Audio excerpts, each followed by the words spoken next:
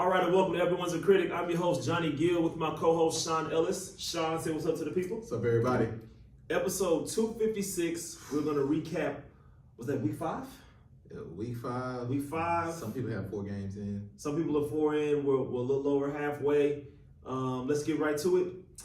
So we had 3 games. Yeah. We were at a different location. We're in Siena, Texas. Really nice over there. Really nice over there. Yeah. It's a nice little drive for some of us, but at the end of the day, lifetime is lifetime. We try to get the best possible games that we get out here. And I think the Siena crowd's actually happy to have us, so yeah, pretty cool. It was nice. I mean, you know, anywhere, Lake Olympia, that's nice. Yeah. All in over there. You got Lake Olympia, you got, it's just Siena now. It's not Siena Plantation anymore. Right. Thank goodness. Yeah. all right, so 3, yeah, that just sounds crazy. All right, we had 3 games. Light Work got the win over Hoop Dreams, 67-54. The Wolves got the win over the Free Agents, 91-87. And Chosen Bullets got the win over Mo and Friends, 91-84. Now for our 3 in the Key segment, I think for me, the game that stood out the most was probably the Chosen Bullets. They're rolling right now. They're now 4-1. They're just half a game back from first place against Light Work. Yeah. And right now, I'm not sure when they play, but right now that's looking like probably the game of the season right now. They haven't really been tested yet. I think if everyone shows up for Chosen Bullets, that can be a really good game.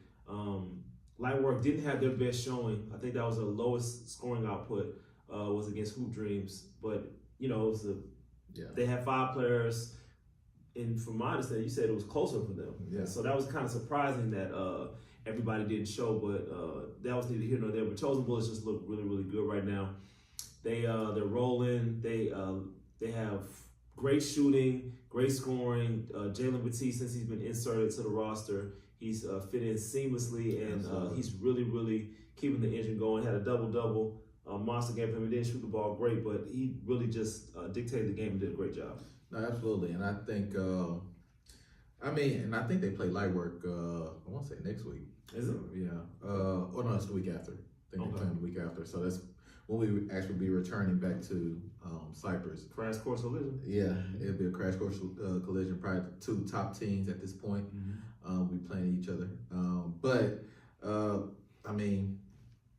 Chosen Bullets and Light Work both finding ways to win. I would say Chosen over the last couple weeks has looked more impressive, maybe than Light Work. But I mean, at the end of the day, Light Work is getting the job done. I think Chosen, I won't say they've been playing against guys that are inferior to their team, but they're making them look inferior right now. They're rolling. Hopefully they haven't peaked too early though, because like I said, you start running to a team that's hot towards the end of the season. It gets a little bit rougher at that point. We talked about that with a high school game this weekend with Stratford High. 36 in a row. 36 in a row. All for naught. And played against a high team who's good and they're hot, and they kind of took the L to Booker T. Washington. And same thing could possibly happen with Light Work here. They're rolling right now at 14 in a row. 14 in a row. Yeah, and they had a tough game, but again, they're finding ways to win. They're at the halfway mark. I think what we said all the time, we're 27. So 27, yeah, so we're at the halfway mark, and they're rolling right now. They're doing their thing, but like I said, Chosen Bullets dominant game. Even if the score doesn't completely say that, they played Mo and Friends, winning by 7. But at the end of the day, they really won the game probably about 20. Yeah, they were up big. Yeah, they kind of let them back in the game. But shout out to Mo and Friends though, because that was a game they probably should have gave up a long time ago. They kept playing, and Jordan started making some shots. Mo started making some plays, and all of a sudden, it ended up being it was under 10 the last minute of the game. So shout out to them for continuing to play and make it competitive. But at the end of the day, Chosen Bullets, they're a lot to deal with right now. Yes. And your 3 in the Key, I believe you said the Wolves. Man, that was the game of the night, I felt. I would say that ebbs and flow. That's what we call the Wolves. So the Wolves have extremely high highs. They do. Extremely high highs. But they can have some lows. Not extremely low lows, but definitely they can have some lows. And I think with the Wolves, they came out firing. I think Cash made like his first 6 out of his first 8 shots or so, and then he cooled down until maybe late fourth quarter when he finally made another shot. And that's kind of who they are. Justin, he's been consistent. He's been rebounding. He's been scoring. He just like a grown man out there. Yeah, he does. You know what I'm saying? And it's funny because he's very young. He looks very young in the face, but when you watch him play, he just is like a grown man. Just, I'm bigger than you. I'm stronger than you.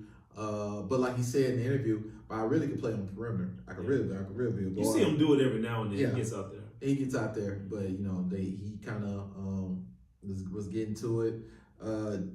JP, he didn't even play this game. He but again, that's how I think how cool the dynamic of that team is. That he's on there cheering for his team the whole time, really bigging them up. So again, I think they may have the capability of putting something good together, possibly putting something special together as the season goes on. But I say all that to say, I also feel like this is a game. This was 2 teams that were hungry for wins. And I think the free agents, we got my guy, the Bass Hooper, Rashawn had a great game. And they couldn't stop Rashawn. I mean, he 36. He was doing this thing. Rashawn really could be up for player of the week, even in a loss. But he was really getting after it. He was getting to it. And they couldn't stop him. But they did enough to win the game. And maybe this is the thing to kind of get them going for where they can take off, So it's going to be very interesting going down the stretch to see what they turn into. Yeah. Okay, now for the In Their Bag segment, I'm going to highlight this week. I know we've been giving Chef a lot of love, but Chef, don't be mad at me this week. It's not going to be you for me. I'm going to say Larry Mooney. Larry's been shooting the ball extremely well this season. This past game probably was his best scoring output. Had 17 points. 5 for 6 from trey range. 5 for 6, shot over 80%, 83 to be exact from 3-point range. He really just dialed in, man. He's feeling confident. His teammates are finding him. He's not hesitating. Everything just looks fluid right now for Larry, and he's having an outstanding season. Absolutely. It's not bad at all. He's having a great season. Obviously, Chef's having a great season. But quiet to show, and he was big. They needed every bit of him this week. We just talked about him. Justin from the Wolves, huge game. What was it, like 28? 28 and 8. 28 and 8. Kind of in his bag, doing what he does. Scoring, rebounding, defending, and like I said, being a grown man out there. Like I said, the Wolves needed every bit of everything he gave them on the floor. And you can tell the difference, too, because when he comes out the game, that's usually when the other teams start making their run. Yeah. Like I said, the Freds start making their run. So he's going to be very key to them going down the stretch. But like I say, in their bag this week, he was definitely in his bag. Absolutely. All right. Now, sorry, not sorry. It's always fun when we get here. Okay. For back-to-back weeks, unfortunately, I have to go with, for the sorry part, I have to go with Mo and Friends. Mo and Friends, I know you guys are probably going to feel like I'm picking on y'all, but the only reason why is because of, I know the score doesn't indicate it because you guys made a nice late run, but you were down by a ton. They've had some really bad stretches this season where things haven't been going their way. They're still over. They're still searching for a win. And right now, it's just not looking good for More Friends. I mean, they got the Freds coming up, so we'll be there. That's gonna be the game. That's the toilet bowl game. Yeah, that's gonna be the game. We're gonna see who's gonna get off the schneid for that one. But sorry, but sorry. This week is gonna have to be once again More Friends. Hopefully this will be my last time. Killing More Friends. I actually like More Friends a lot. I do too. To my guys. Because what the thing about More Friends is, I think they play a good brand of basketball. They do. Just the unfortunate part is that they just don't put 4 quarters together. I think they'll have a good first, have a terrible second, have an okay third, and have a decent fourth. But they don't. But they have a bad quarter or two every game, and that's when those leads stretch against them on them, and they don't have enough firepower where they can make up for 15 points. I think if they keep it within 5 to 6 points, I think they're fine going into a full quarter. When you're down 14 or 15, it's asking a lot, when you might not have a guy who can go 40, you know. But I think overall they play a very good brand of basketball, like I said. But it's just, like I said, they haven't found a way to put 4 good quarters together. And it may be offensively, a lot of times defensively. You know, I wish we were keeping the points by quarter, but I'm telling you, I know they've had quarters where they probably only gave up 12 points, and then another quarter where they gave up 30. I believe that fourth quarter, the last game was pretty good. Yeah, you know, it's just, you know, so I think they put a whole 4-quarter game together. You know, I don't think y'all saw it, but you know, Kev, he's just for this week. He's nice to me. I think you gave him more than one time though. Well, I'm saying this week again. I'm not labeling y'all sorry. I'm just saying this past week was sorry. It was. Okay. Am I not sorry? I'm giving them a lot of love, and I probably shouldn't. But I'm giving the Wolves some love this week because the reason why I'm going to give them love. That's 3. Now that I think about it, you got 3 in the key. You got Justin from In the Bag, and then you got Not Sorry. It's 3. He's giving y'all that love. I'm giving y'all love way too much, actually. Yeah. You know, but I'm giving the Wolves some love on the simple fact of this was a semi-trap game for them. You know, because they're playing a team that people feel like you should beat, and you almost blew it. They almost did beat you. Mm-hmm. But again, free agents have 2 high-level players on their team as far as scoring the ball in the Mass Hooper and Rashawn. So again, Rashawn's an ex-MVP candidate in the past. I mean, he still obviously can play at that level. So again, you know, you're playing a desperate team who wants to win bad. And you can see at the end of the game, I would say free agents led half the game. I think it was neck and neck. It was half and half. But again, the Wolves have enough firepower where they could make an 8-0 run, and that's the game right there. That 8-0, 9-0 run that they made, that's the game. And we had our first, maybe our second challenge of the year. We had a play get challenged. For guys who don't know, you can, the last 2 minutes of every game, if you have a timeout, you can challenge a play. And the free agents actually won that challenge. Put them in position to win the game towards the end. So I'm giving them not sorry based off the fact they're playing a hungry team. And I know they're also hungry because they were coming off a loss too. And they were able to find a way to hold them off still. Because the free agents could taste that one. They really felt like they were going to win the game. And the Wolves did what they had to do in the fourth quarter to take it away from them. So that's why I'm giving Wolves not sorry this week.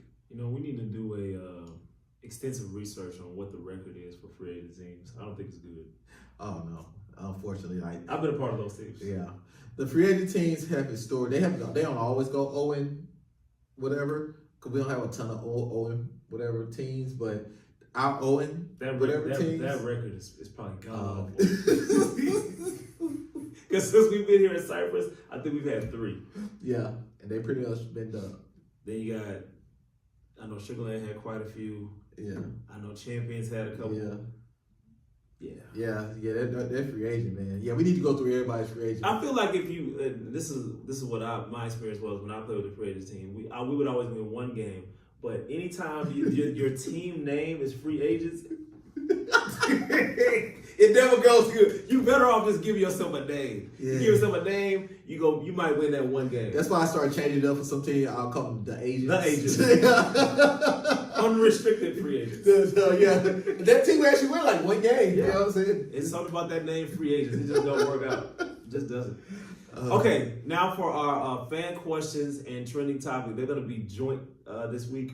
Mm-hmm. I'm actually kind of disappointed that we couldn't do the podcast on Wednesday because it was more fresher. It was more like really, really trending. Yeah. You know, we had to wait all the way to Saturday to drop a show because of, you know, the change in location. But yeah, man, apparently Steve Smith Sr. is in the news. We're going to say allegedly. Allegedly, he has been accused of some infidelity within his family and another married family, Tony Martinez, Nicole Martinez. It's tough. And Tony Martinez, you know, basically put it out to the world that his wife was cheating on him with Steve Smith Sr. And there were some explicit text messages. It was a lot, y'all. It's heartbreaking. It was heartbreaking for me to read. But at the same time, I was just like, damn. You know, it was bad though. It was tough. So our fan question before we get into you know, our views on this, fan question was, what would you do if you were in? We'll say both. The question was, what would you do if you were in Tony Martinez's shoe? What would you do if you were in his situation? John, let you go first. Man, well, I'm not married, so and I'm getting older, so there's a level of maturity that has come with age and getting older and experience different things and being ripe with knowledge and wisdom. So I can say as the current me, I'll be obviously upset. More so because of the disrespect from it all. Man. It's one thing, to read the text, but knowing that I am who I am and I provide for you, I'm giving you this, I've done this for you, and not even just how you repay me, but there is a certain level of loyalty that comes with with those vows, obviously. And I don't have any intention to break those vows. I don't have any intention to get divorced. I don't think you get married to get divorced. But I think there's a certain level of disrespect there that, I would just have to move on. Yeah. That'd be the nice thing I'm going to say. I wouldn't get in no situation where it's going to be anything domestic and I'm going to make it bad on myself. I'm going to have a case on myself and get in trouble with law because of being emotional. I think I'm over my stage of being overly emotional about things that women do. But that's a hard pill to swallow. It's tough, man. I think just reading the text messages was like, my gosh. Yeah, I mean, Chris Rock has had this joke. It's a terrible joke, by the way, about O.J. Simpson or whatever. Where he say, I understand. I ain't saying he should have killed her, but I understand. Yeah. And I definitely think that kind of applies here. Yeah. Like I think she definitely pushed some buttons to, I ain't saying to get killed, but definitely get some hands put on them. Yeah. But I wouldn't put myself in that position. I would do you hear about like older white women that they do sometimes where they know they're gonna leave their husband for like 2 or 3 years, so they start stockpiling paperwork and getting lawyers and doing all this stuff behind their back, and then after once they're ready, poof. You know what I'm saying? They're gone, and then they got a case built up against you, and it makes it very difficult for you to fight back. I would like to say I would try to handle it like that, where hey, I'm still married to the woman, but I've built up a case, and I could just move on with everything I have. And you know what? You're right, Sean, because thinking about it, him finding out, clearly he wasn't, getting that kind of attention at home. So at that point, you should have been trying to build your case. I could see if you were still getting it and she was doing that, then it would be like, well, damn. Yeah. You know what I'm saying? But he wasn't getting no action at the crib. Yeah. So he should have been like, all right, now that I found that out, boom, build a case here, evidence here, boom, boom, boom, boom, boom. And then, and then get up out of here. Yeah. So, I mean, I would like to say I would have the calmness, the maturity to be able to do something like that. I probably wouldn't. But as a man, it hurts. Yeah, it hurts, man. It's really about this is the woman I love, and I felt like I chose to create life with. But the disrespect, when men don't deal well with disrespect, man. It's just that level of disrespect, especially with somebody that I know. Yeah, it's just kind of been like, I ain't saying he should put his hands on him. Yeah, I understand. Right. You know what I'm saying? Man, and that's funny. That's actually a funny joke. He was talking about. He said, if he made 20 million, he'd be all right. Yeah, you make 30,000, you might have to kill him. Nah, that was like classic Chris Rock. I'm about to go watch it tonight. I might have to. It's tough, man. I'm not gonna lie, it's tough because again, you feel like you're doing so much, and then something like that happens. If I'm in his situation, I'm just gonna leave. Yeah, you know what I'm saying? I'm just gonna have to just leave because again, I don't want it to be something where it just it goes somewhere. Again, you have to deal with law enforcement, all that stuff. It's just not worth it at the end of the day. Yeah. If that's how she truly feels, you feel like you're gonna just step out on me and you're gonna say all that stuff to somebody that and it's somebody close by.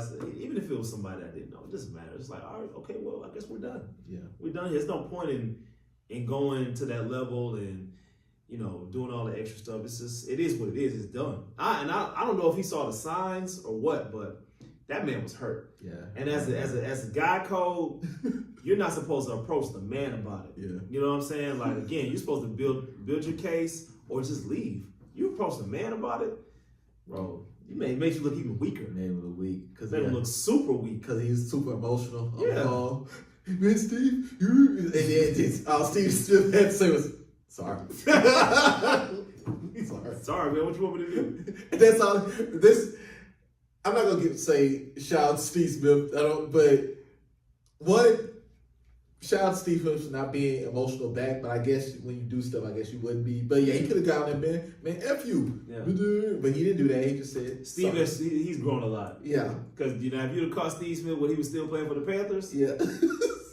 but I mean, he's still a dirtbag for what he did. He's a dirtbag. But again, he did just say sorry. And also, too, I think it kind of shows you something about Steve Smith. It shows that he's probably not like a guy that lies. Like, he's not a liar. Because, like most people, somebody calls you usually and be like, hey, man, you sleep with my wife? You mother MF this, MF that? Yeah. You're probably going to be like, nah, man, I ain't do that. What are you talking about? What are you talking about?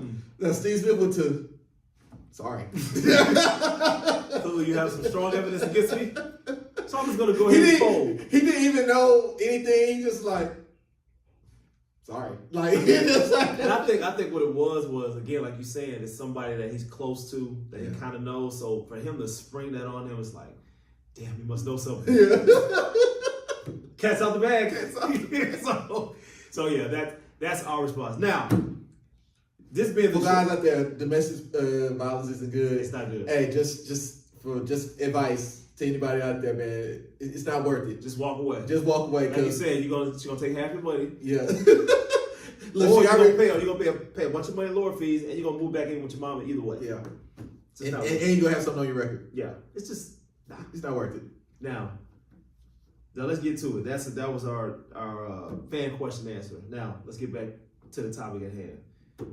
Sean, boy, she dirty, man. She dirty. The text messages alone, that was straight out of Cinemax, Hustler magazine, however you want to put it. It was a bit much. Yeah. It was a bit much. So if you haven't seen the text messages, the exchange that she was saying to Steve Smith, I'm just like, bro, I feel for Tony, man. I really do, because it's just like, damn, bro. Clearly you wasn't doing something. She needed her itch to be scratched bad. Yeah. Reading that stuff. And I can have an honest moment here. I'm pretty sure I've been cheated on by a woman before. Think so? I'm pretty sure. I can't say I've never caught anybody, just flat out caught anybody, like walked in a room and whatever. But I've definitely seen some inappropriate text messages before from somebody, and I felt disrespected. Yeah. And I ain't never had nothing like that though. No. That's next level right there. I ain't never had nothing like that. You might as well have walked in. Yeah, you might as well have walked in. After seeing that, because I know reading that, you're like, it's the visual is starting to pop up in your head like, dang, she that's how she feels. That's how she get it down like that. Yeah. Like I said, I've seen some inappropriate text messages. It made me feel some type of way. I maybe became a little emotional or whatever, angry.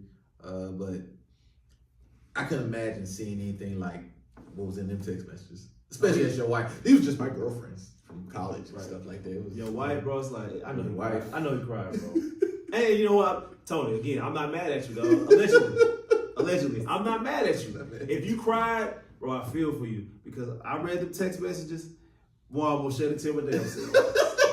Damn, bro, that pain. That's your wife, man. That's your wife, bro. Like, that's who you said I do to. You I don't know how long they were married, but he gave us some years. Yeah. I'm imagining. Yeah, I'm imagining. Yeah, if that was my wife for 3 months, that's terrible. Yeah. And you know what else? We talk about Tony. Steve, allegedly, you're a dirtbag. Steve's definitely a dirtbag. You're a freaking dirtbag because you're married too. He's married. I'm sorry. He's like, trying to tell us like that. Same thing. Sorry. It's like, damn, bro. Like, and Steve Smith, he basically did a total rebrand. Yeah. If you look at it, he's been known as an ill-tempered, hothead, diva receiver in the NFL. Great player, borderline Hall of Famer. He might be Hall of Fame. This though, that might keep you out because you gotta have squeaky clean basically. As far as off the field, it can't be. If it's on the field, they'll kind of deal with it. But off the field, you gotta be borderline squeaky clean to get in the Hall of Fame. This is gonna hurt him. This is definitely gonna hurt his legacy because you going from that to the NFL Network. Yeah. You got into it with what's the old boy from the Broncos? Judy. Yeah, Jerry Judy. Yeah. And you saw how he handled it. He handled it perfect. Yeah, Classy, the old Steve Smith, like I say, with off the handle. You did all that rebranding, and then now this, it's like, damn, you are who we thought you are. So no, we're not gonna put you in the Hall of Fame.